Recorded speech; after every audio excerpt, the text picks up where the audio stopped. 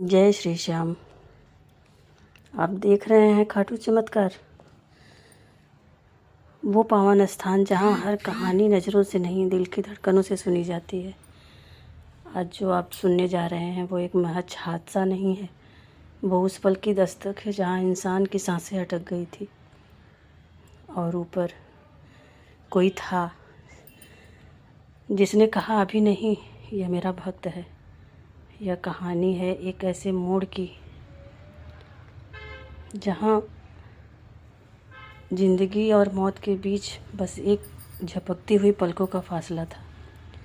एक phone call, एक भागती गाड़ी, एक जिम्मेदारी का बोझ, और फिर सब कुछ ख़त्म कर सकता था। लेकिन फिर कुछ ऐसा हुआ जिसे सुनकर आपकी आंखें नम हो जाएंगी और दिल से सिर्फ एक ही आवाज़ निकलेगी, जय श्री श्याम। आप जानते हैं वो कौन था, कहाँ जा रहा था? उस मोड़ पर उसका सब कुछ पलट गया। तो नहीं जानते श्याम प्रेमियों, आज जानते हैं। कल्पना नहीं बल्कि एक जीती जागती चमत्कार की गवाही है। कमेंट में जय श्री श्याम ज़रूर लिखिए, क्योंकि आपके शब्द बाबा के चरणों तक पहुंचते हैं। अगर ऐसी आप खाटू चमत्कार चैनल पर नए हैं तो अभी सब्सक्राइब कीजिए, क्योंकि यहाँ वो कहानियाँ सुनाई जाती हैं जो बाबा खुद सुनवाते हैं। तो चलिए जय श्री श्याम बोलकर अपना काम शुरू करते हैं।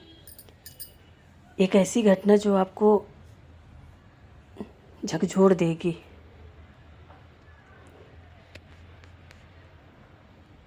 कहानी शुरू होती है जयपुर से, जहाँ रहता था अशोक शर्मा। उम्र कोई 35 साल, चेहरे पे संजीदगी, चाल में सादगी, चमकती शोहरत। लेकिन यह शोहरत और ये ऊंचाई उसके दिल में एक रत्ती भी घमंड नहीं ला सकी, क्योंकि अरुण हमेशा कहता था जो कुछ है सब मेरे बाबा का किया हुआ है, बस मैं मेहनत करता हूँ और रास्ता मेरे बाबा दिखाते हैं। अरुण की सुबह आज भी वैसे ही होती है जैसे पहले होती थी जब उसके पास कुछ नहीं था। वही 4 बजे उठकर बाबा का ध्यान, माँ बाप का चरण छूना। हर सुबह चाय की पहली चुस्की के साथ होठों पर एक ही नाम होता था, जय श्री श्याम, जय श्री श्याम। दीपक जला के श्याम तेरी महिमा अपरंपार बोलना और फिर काम पर लग जाना। लोग हैरान थे कि इतना बड़ा आदमी इतना विनम्र कैसे रह सकता है। अरुण सिर्फ मुस्कुराकर कहता, जब मेरे साथ बाबा श्याम हो तो किस बात का घमंड और किससे। उसका यह स्वभाव ही था जो उसे हर दिन अजीज बनाता था। अब आते हैं उस मोड़ पर जहाँ इस सच्ची घटना की चमत्कारी शुरुआत होती है। वो दिन बाकी दिनों जैसा ही लग रहा था। अरुण ऑफिस से शाम को जल्दी निकल आया था, क्योंकि उसने सोचा आज माँ को मंदिर लेकर चलेंगे। अरुण के बचपन का दोस्त का फ़ोन आया, उसकी पत्नी का फ़ोन आया। जैसे ही उसने कॉल उठाया, उधर से कांपती हुई डरी सहमी आवाज़ आई, भैया प्लीज़ जल्दी आ जाइए, मेरे हस्बैंड को कुछ हो गया है। वो बेहोश हो गए हैं, परंतु अस्पताल लाना पड़ेगा। वो रो रही थी, कांप रही थी। मैं अकेली हूँ, मुझे नहीं पता क्या करना, भैया प्लीज़ आप ही बचा सकते हो। विवेक को एक पल के लिए कुछ समझ नहीं आया, लेकिन अगले ही पल उसने गाड़ी की चाबी उठाई, माँ से माफ़ी मांगी और कहा, माँ मैं बाबा का नाम लेके जा रहा हूँ, मुझे देर नहीं करनी चाहिए। उसने अपनी गाड़ी स्टार्ट की, तेज़ धड़कन के साथ। वह यही सोच रहा था, अचानक ऐसा क्या हुआ। गाड़ी जयपुर की भीड़ में रफ्तार पकड़ रही थी। दिल में सिर्फ एक ही बात चल रही थी, मैं समय पर पहुंच जाऊंगा ना बाबा। मैं पहुंच जाऊंगा कि नहीं। लेकिन दोस्तों, जो अगले अगले 20 मिनट में हुआ वो सिर्फ एक हादसा नहीं था, वो एक चमत्कार की शुरुआत थी। लेकिन श्याम बाबा ने अपनी कृपा से अपने भक्त को एक खरोच तक नहीं लगने दी। जयपुर से निकलते वक्त अरुण की आंखों में चिंता थी, लेकिन दिल में भरोसा था। वो लगातार बाबा को तस्वीर को देख रहा था, जो उसकी गाड़ी में लगी थी। गाड़ी पर तेज़ी से दौड़ रही थी। सामने डूबता सूरज, सड़क के दोनों ओर सूखे खेत और भीतर भीतर एक तोड़ती सांस, जो सोच रहा था बस बाबा किसी तरह वहाँ तक सही सलामत पहुँचा दो। तभी शाम के 7 बजे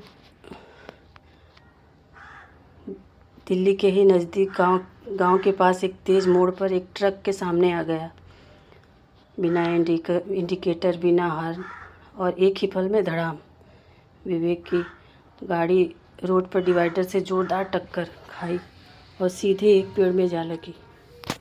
धुआं उठा, सीट बेल्ट खिंची हुई, एयरबैग खुले, सामने का कांच चकनाचूर हो गया। गांव के कुछ लोग दौड़ते हुए आए। किसी ने शोर मचाया, भैया एक्सीडेंट हो गया, कोई है अंदर। बूढ़ा किसान सबसे पहले आया।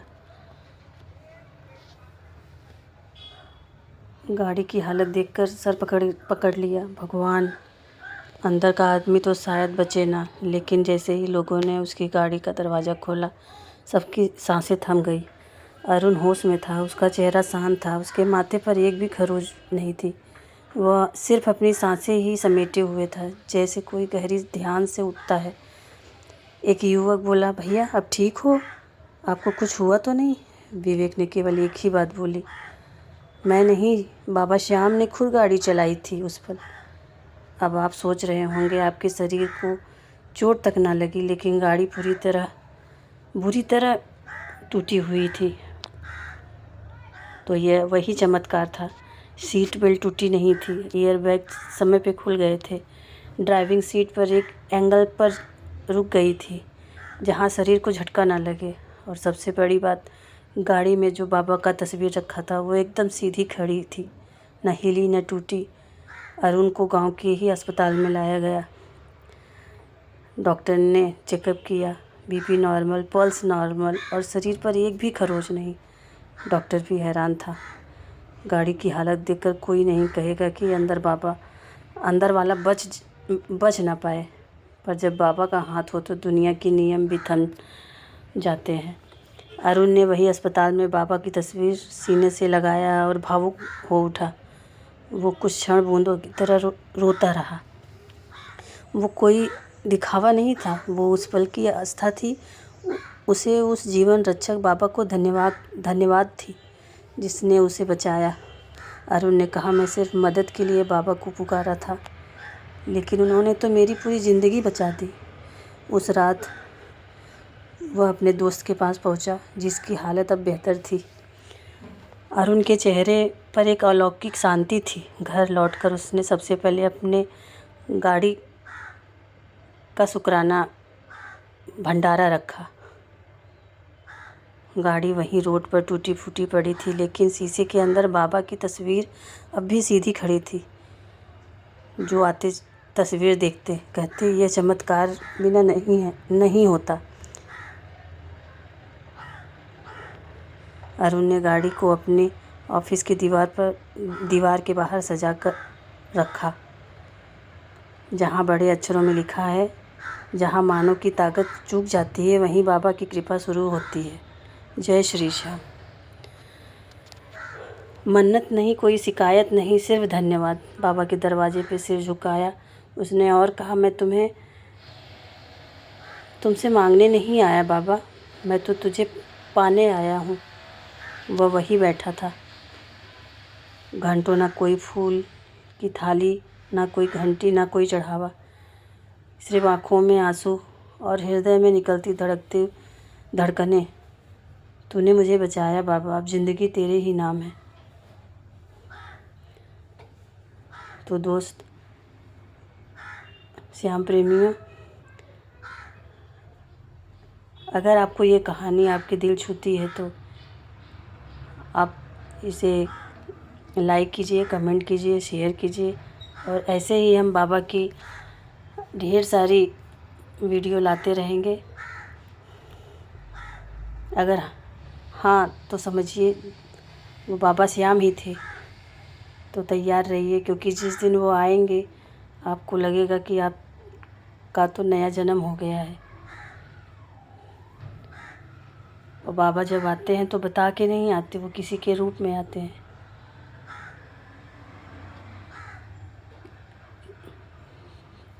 चलिए, धन्यवाद।